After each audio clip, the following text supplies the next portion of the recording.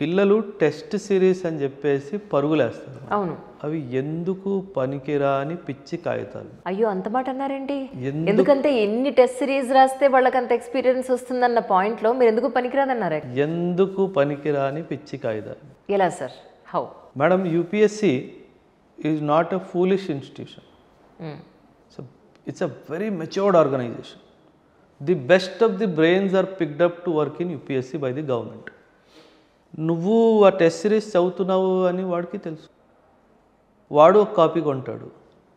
ఆహా, ఇలాగ అడుగుతున్నారా మీరు, చెప్తా ఇదే జరుగుతుంది madam. I'm telling the reality.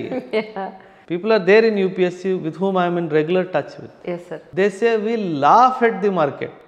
People are making millions and billions publishing those test series. What the UPSC tells is, prelims test series రాయడము is not part of your preparation. It can at best be the test of your preparation.